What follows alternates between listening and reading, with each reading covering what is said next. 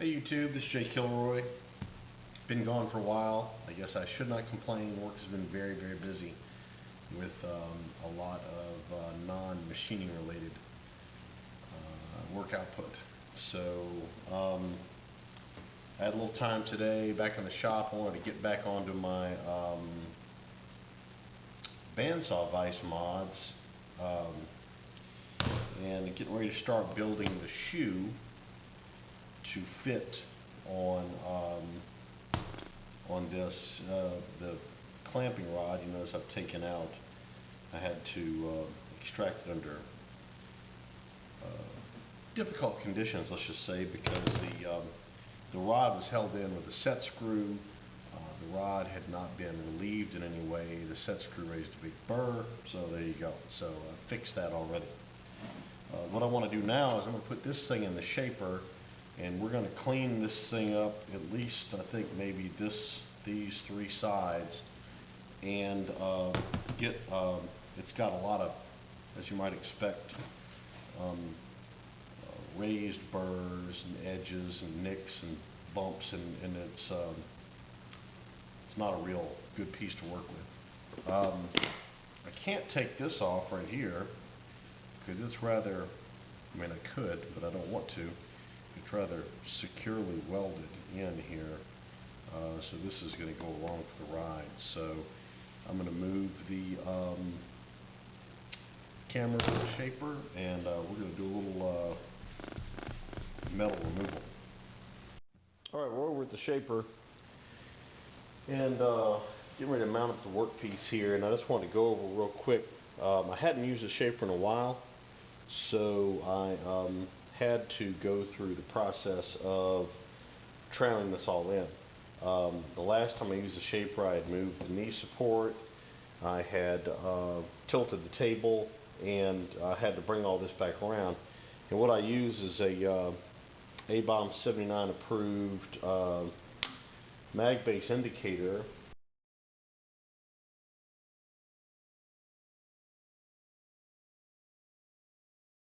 Alright, we're going to take another little look at the various axes you have to adjust, things you have to compensate for when you're working with a shaper.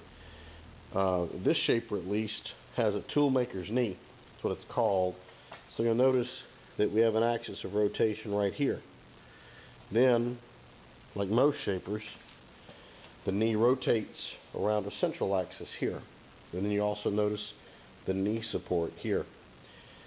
And then one thing that most people don't consider adjusting for is ram droop as it extends.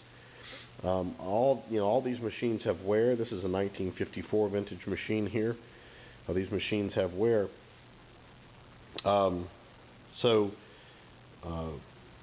the first thing you need to do, at least the way I do it, is get the knee support in the proper position, right? Because you're going to take out, once you get your vise, you put the knee support in position, and then I indicate across this top jaw with my ABOM approved indicator here, and I take the tilt out of this axis of rotation with the knee support in place. If you do it without the knee support in place and then come back and put the knee support in place, you're going to be off, right? So you've got to have the knee support in place when you do it. Okay, so the first thing, the easiest way to do this is put the knee support in place loose, right? And then square your table up side to side. I read across this top surface here. Clamp something in the vise, read across this top surface. Get the knee straight and roll. Then firm up your knee support, take a little weight off of it with the knee support. Then level your vise front to back, indicating off the jaw or off some other piece. Then bring the ram out to the maximum extension that you're going to be using, and make sure that you do this. If you're going to be extending the ram all the way out, it doesn't do you any good to check back here, right? So if you're extending the ram all the way out, you need to be checking from here to here to make sure that your vise and your workpiece are level relative to the movement of the cutting tool. If you don't do that, this thing will cut at a slant. Because generally it's going to droop on the way out, so it's going to cut at a slant. It's not going to be flat. So once you get it all basically in place, then I like to, you have to tighten all these fasteners up. So I like to start here, firming these up very, very slowly so I'm not yanking the knee. Then right here, there's 2 of these on each side. Again, don't be yanking on it. Firm up on it nice and slowly so you don't move things around. Check all your numbers again. Check everything to make sure that you're still in the neighborhood. And then, last but not least, while you're checking your front to back, come down here to the knee, and this is what you use to move up and down to get that last little fine adjustment on the knee. And that is kind of the order of work, at least the way I do it, when tramming up a shaper.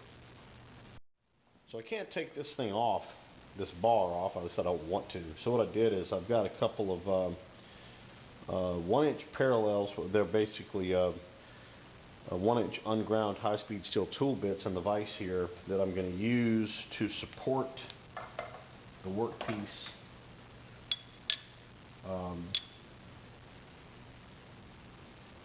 while it's clamped in the vise here. So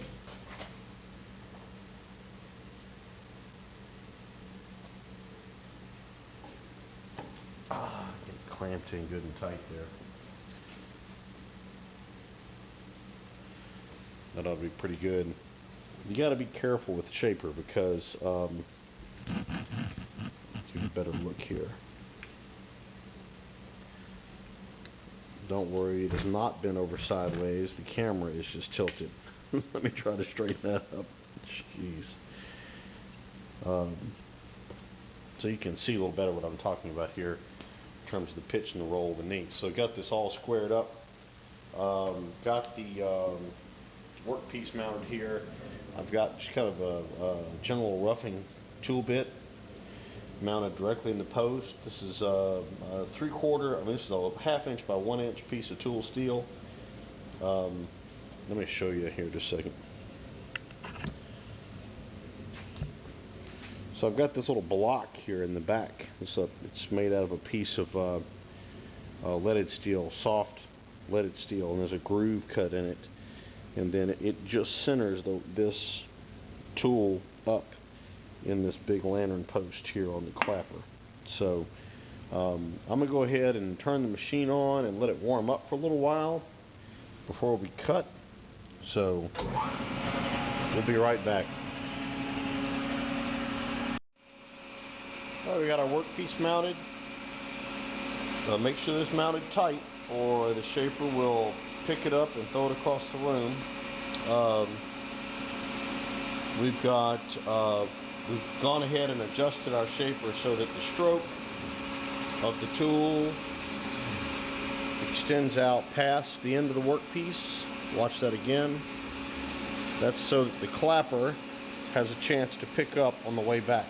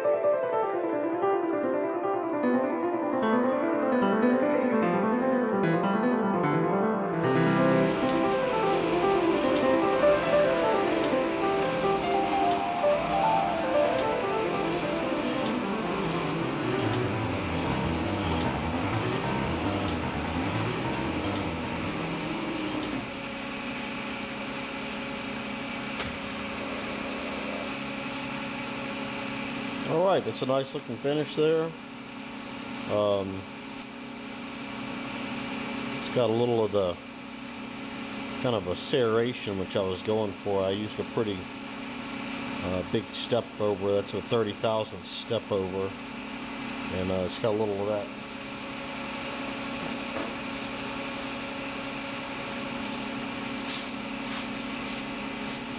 It's got a little kind of a fine serration to it, which I think looks good.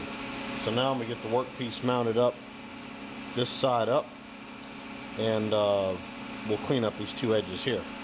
Alright, I got the workpiece mounted in here sideways. I had to change my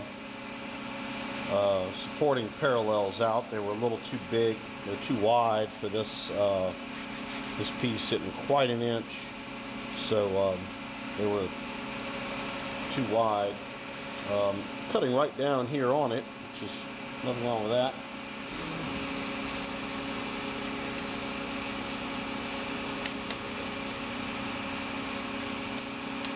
Let's get set up here.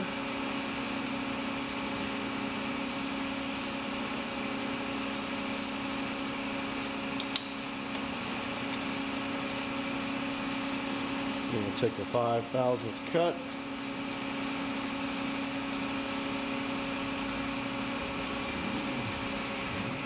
Okay, we need to. So I'm checking here. You notice my tool doesn't come out far enough.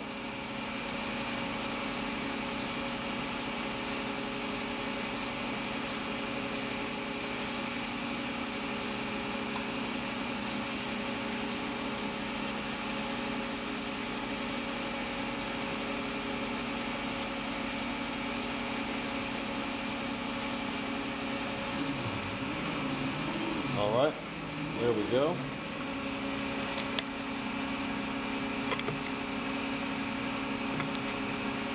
Let's slather the workpiece with some cutting oil and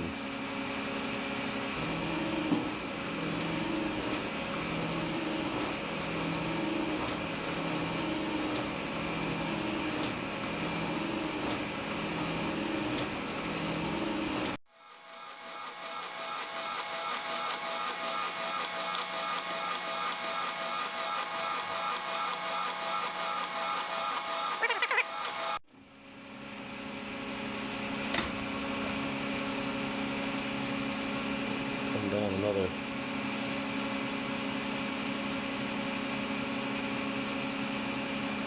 upper foul.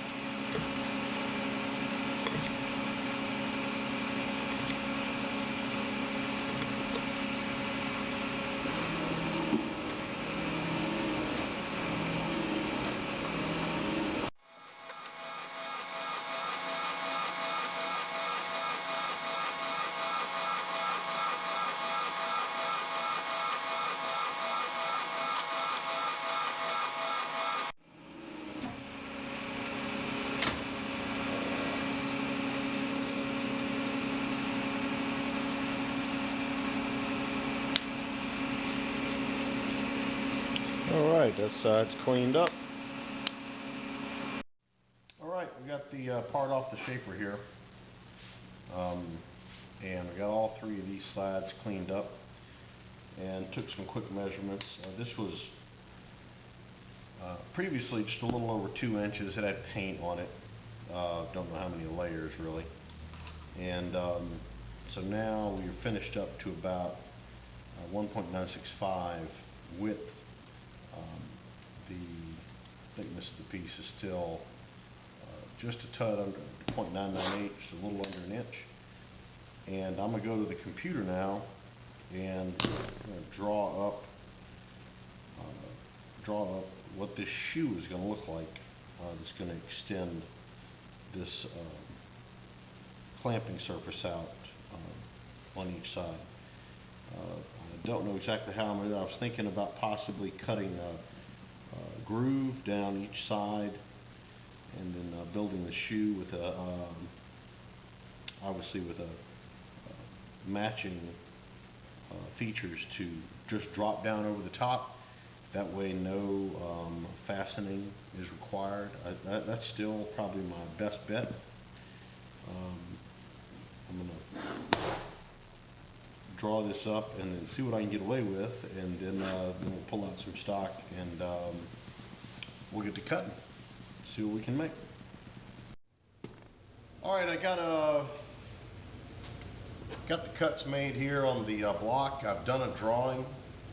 I don't really have a piece of stock suitable to start work on the shoe to go on that. And I wanted to go over a couple of other things real quick, just finish the video up. It won't be a real long one.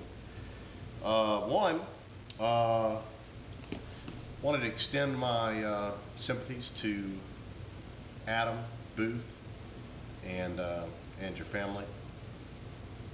You know, there's nothing to say. Terrible loss. I do not look forward to the day I want to lose my father as my hero, as I'm sure yours was to you. So, you know, prayers with you, buddy. And, you know, it's one of those things, right? Comes for us all. So, on the upward swing, glad to see you back doing videos too, by the way. Mr. Paul Compton sent to me, I guess, I don't know if you noticed, Paul Compton, who you've seen, y'all might have seen on YouTube, sent me a left-handed caliper. He sent this to me, by the way, through Tom Lipton. So thank you very much, Paul. Great, you know, because I am left-handed. So if you just want to see what the difference is, here you go, right? This is a regular right-handed, and this is not. So, and it's a nice little unit made by www.machine-dro.co.uk, Measuring Tool Supplies. It is a nice little unit, and I am left-handed, even though I do a lot of activities ambidextrously. These things, I'm sure, will prove to be very valuable. I've already started using them, and it's kind of nice. It's kind of nice to be able to measure the left hand, because my right hand's still my strong hand, so it leaves the right hand free. So, Paul, thank you very much. That was a great surprise. I also got a phone call from a gentleman in another YouTube viewer down in South Texas. I didn't really get permission to or talk about using his name online, so I'm not going to. But he called to talk to me about the buckchuck backplate, the 6-jaw backplate video, and we had a great conversation. It seems he was just like me. He had a similar chuck sitting around for a while, sitting in storage, or just looking at you from under the bench, and he was able to take my video and use that as a little motivation to get his video done, which I think is great. I had been looking at that chuck for 2 years, so you know, it's finally I just got fed up and getting on, right? Somebody, I think it's Dave Ramsey on the great debt counseling guru, says you have to get sick and tired of being sick and tired. But I did get some tooling here. I bid on some stuff on eBay, and I'll show you. I got a rather large quantity of milling cutters, traditional milling cutters, and you notice they have this red wax on them. It's always a bit of a gamble bidding on stuff that's waxed, because you don't know what's under there, right? There have been some unscrupulous folks on eBay that would take a cutter that was just shot, dip it and sell it, people thinking that it was new. So so it was kind of a gamble, and the price reflected as such. But the good news is these are pretty much all in great shape. I've removed the packing wax from this one right here completely. and it is the Moon cutter, 4-inch, 5/8 width. It's a staggered 2-stop cutter, and I'm pretty sure that this cutter's never been used. I cannot see any evidence that it has ever been used or resharpened. So I think I got my money's worth there. Got a whole bunch here. Most all of them 4 inches in diameter, with an 1.25" arbor size, which is my favorite.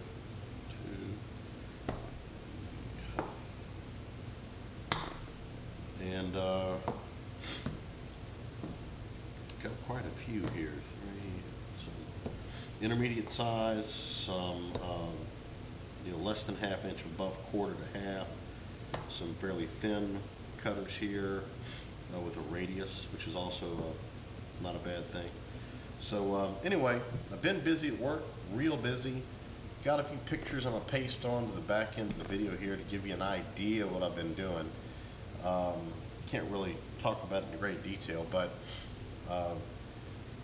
we'll be back after it. I ordered some stock to finish the shoe for the vise, for the bandsaw vise. I've got some soft jaws that are going to need some milling to start up the shaper vise casting project, which we've already kind of touched on, and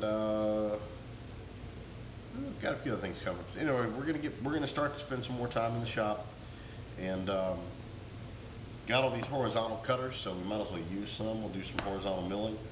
We're going to spend some more time on the shaper, and we're going to get to work on those raw castings. So you guys be safe in the shop, and look forward to be back with you soon.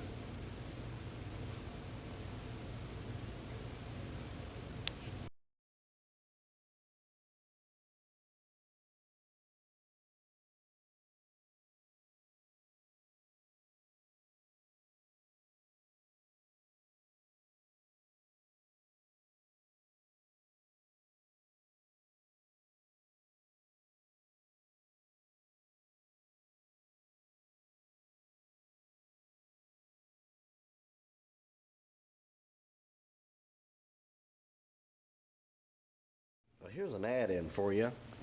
Here are some parts in this box that comprise the majority of a taper attachment for my revette, which I don't have.